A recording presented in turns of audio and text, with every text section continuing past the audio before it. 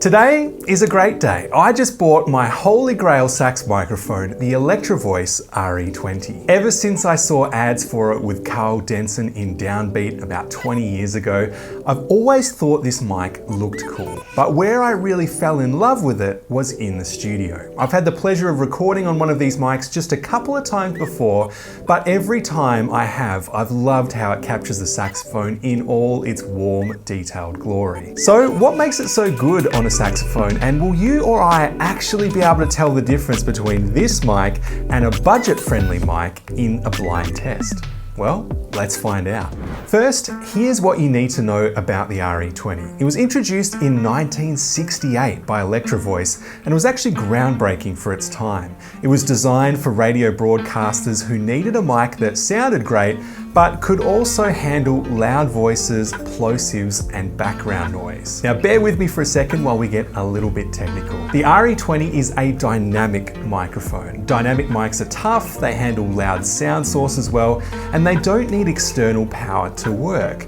Compare that to a condenser microphone, which is more sensitive and detailed, but can also be a little finicky. Condensers need phantom power, which is supplied from a mixer or an audio interface, and they tend to pick up everything. Great for studio vocal sessions, but perhaps not so great for capturing saxophone in a room with less than perfect acoustics. Shout out to those of you with a home studio. What makes the RE-20 truly unique though is something Electro-Voice calls variable D technology.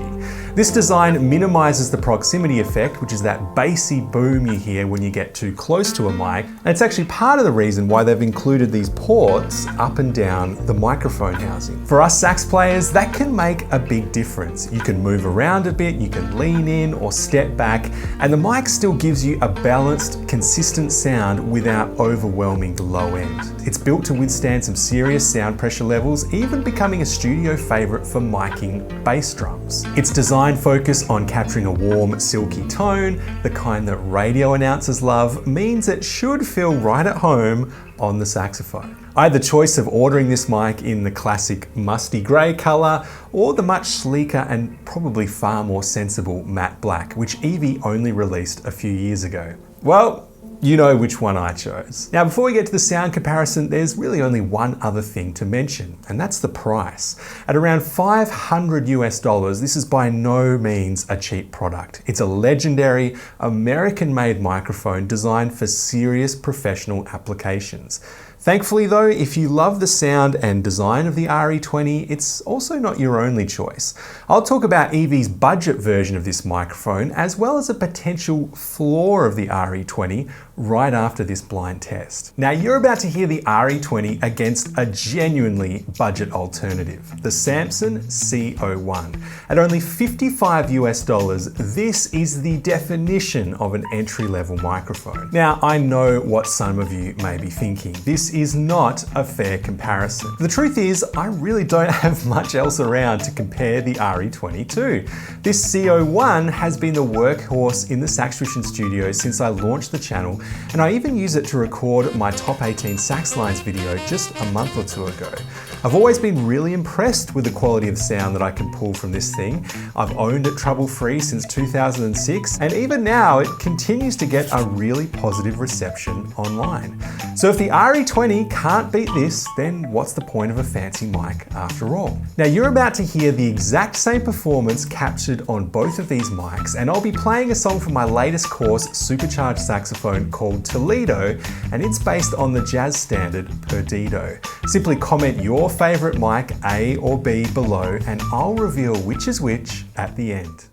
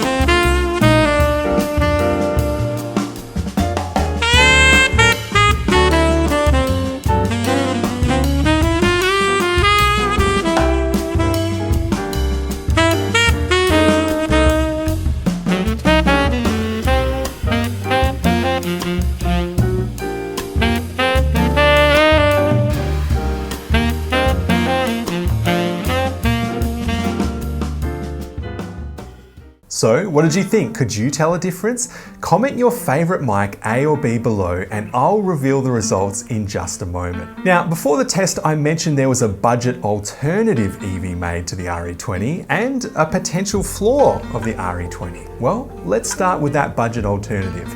Back in 2011, EV released the RE-320, a Chinese-made alternative to this classic RE20. It comes in about 35% cheaper than the RE20 and is currently priced on Amazon at $289, as opposed to $449 for the original.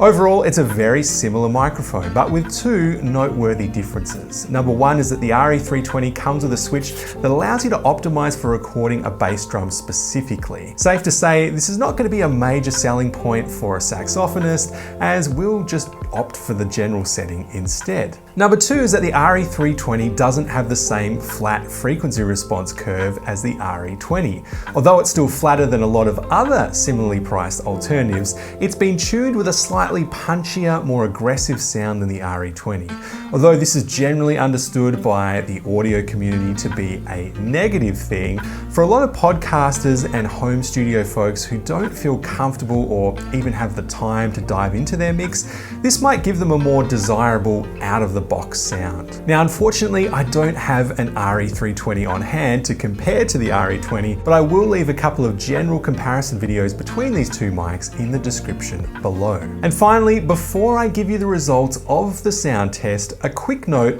on a potential flaw of this microphone. I've been told from others who've owned this mic that something especially prone to failure is actually the foam inside this housing, which literally disintegrates over time, causing some potential sound issues and a whole lot of mess.